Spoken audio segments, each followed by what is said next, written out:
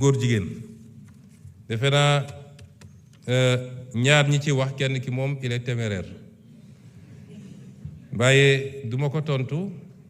je parle aux Sénégalais démb saisir naa moi-même le président de l'Assemblée nationale pour transmettre ko le projet de loi. C'est le premier projet de loi que je porte moi-même et je l'assume.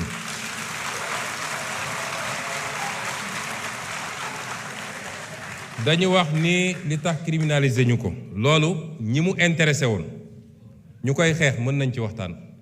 ku mu intéressé wul woon démb tey amoo droit wax ci tu es disqualifié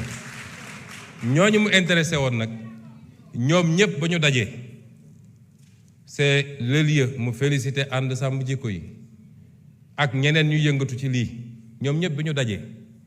ñoo dëppoo ni mën nañu am lu ñu bëgg en restant le truc au niveau de délit mën nañu am lu ñu bëgg wala lu ko gën sax moo tax projet bi ànd sàmm jikko yi déposé dañ ko bàyyi ci délit projet bi ma def te sukkandiku ci loolu ak leen luñ ci yokk dañ ko bàyyi ci délit lañ ca bëgg nag dinañ ko am ba mu mat sëkk ñi ciy wax ci opposition ma wax leen lu leen ci tax a jóg bu ñu jógee dañuy dem seeti seen leurs maîtres occidentaux ne leen waxoon nañ leen ñi ñu bon lañu gis ngeen kii nañu ñi ngi réprimer les homosexuels ñun li ñu bañoon def ñoom ñu ngi koy def dañ koy politiquer foofu ci occidentaux yi ak ci lobby yi loolu la ñuy def gëmuñu sax li jëm ci loolu su dee temps bi dina ko permettre ma faram-fàccee la nekk ci loi bi article 319 toute personne qui aura commis un acte contre nature sera punie d'un emprisonnement de 5 à 10 ans donc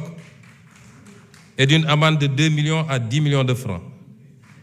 loolu la ñu wax sans préjudice des autres peines. Si l'acte est commis avec un mineur, le maximum de la peine sera prononcé. Le juge ne pourra prononcer le sursis, ni réduire l'emprisonnement au-dessous du minimum de la peine prévue à l'alinéa 1 du présent article. Loolu verrouillé nañu juge bi ba moom ci boppam mënatul bàyyi nit mu dem ni mu tuuti 5 ans yi dina ko wax ni mu tuuti kon loolu soxlawoo criminaliser pour am ko ñu teg ci ni tout acte sexuel ou à caractère sexuel entre deux personnes de même sexe constitue un acte contre nature. Nous définir quoi, nous ne définir. Tout acte sexuel ou à caractère sexuel entre deux personnes de même sexe, ou tout acte sexuel à caractère sexuel commis par une personne de l'un ou l'autre sexe sur un cadavre humain ou un animal. Toute personne qui aura fait par l'un des moyens énoncés à l'article 248 l'apologie d'un acte visé à l'alinéa 3 du présent article sera puni d'un emprisonnement de 3 ans à 7 ans et d'une amende de 500 000 à 5 millions. Loolu newuloon ci loi bi weesu mooy apologie man bi may nekk député ànd sàmm jikko bi ñëw gis ma dama leen ne loi bi ni ngeen ma ko andilee doyaguma parce que une loi ne doit pas créer de l'insécurité juridique te loolu dinaa ci dellu si ma ne leen en tant que député du ma ko wote moo tax boobu wotewu ma ko woon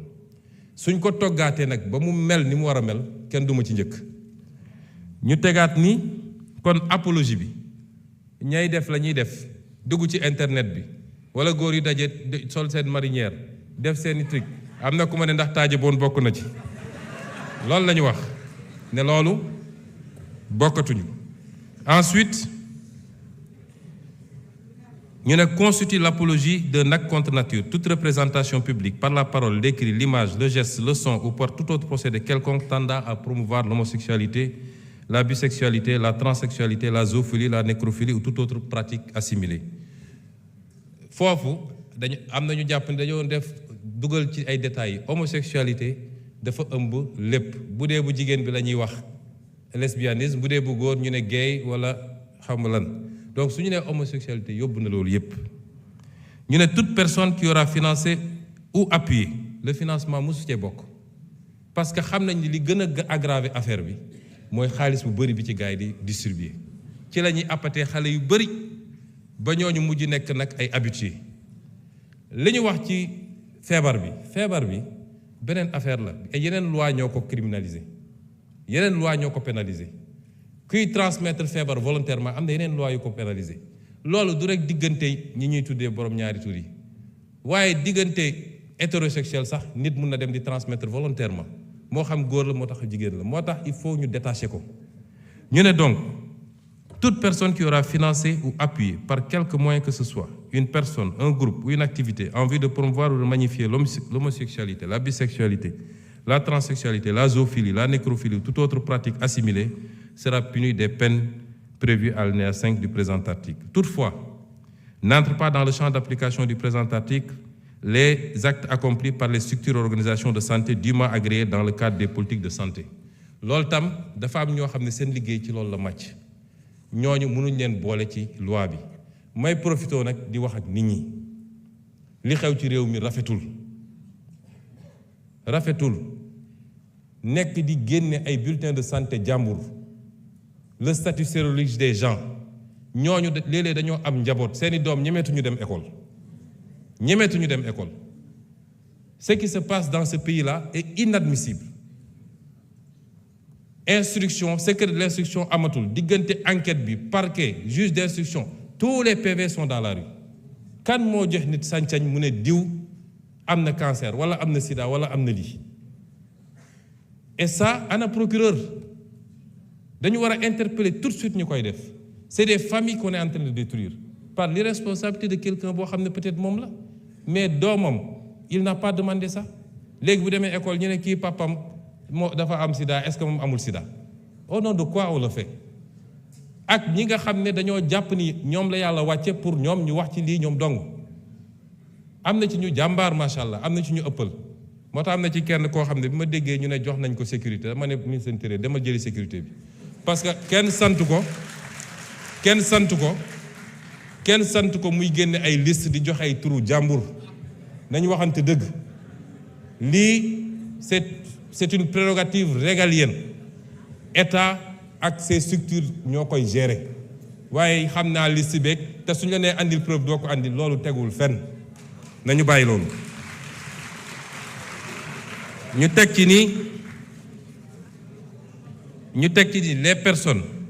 déclarées coupables des infractions prévues par le présent article seront privées des droits énumérés à l'article 34 du présent code pour une période de 10 ans à compter du jour où les peines principales sont devenues définitives. On parle ici de perte de droits civiques. Toute personne, moi je me donne wax légui, qui aura dénoncé par l'un des moyens énoncés à l'article 248 l'un des actes prévus au présent article sans en apporter la preuve sera punie d'un emprisonnement de 2 à 5 ans et d'une amende de 500 000 à 2 millions. Parce que nous nous permettre aussi du rek dénoncer sans preuve mais jóg nit romb la nga ne gis naa loxo bi daf koo damm nga dem naan damay dem këram boo ko defee yoon dal sa kaw ñu ngi leen di gërëm di leen sant. Vous avez 2 minutes de plus, monsieur le ministre. Il vous reste 2 minutes, hein? Oui, c'est 32 minutes.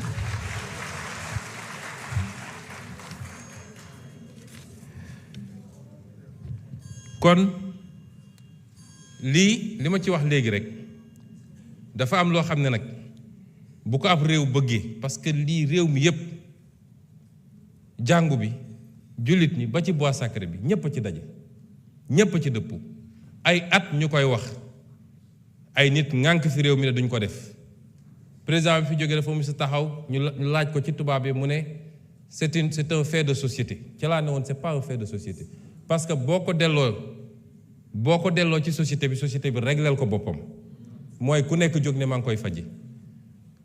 la société c'est l'État avant tout donc État bi moo war a jël responsabilité te bañ cee ragal nag te loolu ma ciy lancer un appel aux Sénégalais bañ koy présenter keroog ci benn bërëb dafa am kenn ci kilifa yi ñuy liggéeyal ne le moment n'est pas bon ndax lii ñoom seen lobby dañu am doole ak fi ñu toll nii mun nañu dem ci FMI ci fii dégg nga maam def seen lobbying affaire yi ma ne ko ana yàlla ana peuple sénégalais waaye nag peuple boobu laay waxal ku ñaan am ay dirigeants yu souverain ñeme li ñuy def jiital seen réew da ngeen di def bloc derrière ces dirigeants là parce que fu la àdduna yépp songe wala ñu joxoñ la sa réew bu takkoo sa gannaaw rek dara mënul am lu dul ndam rek kon ñu ngi leen di gërëm di leen sant Merci beaucoup.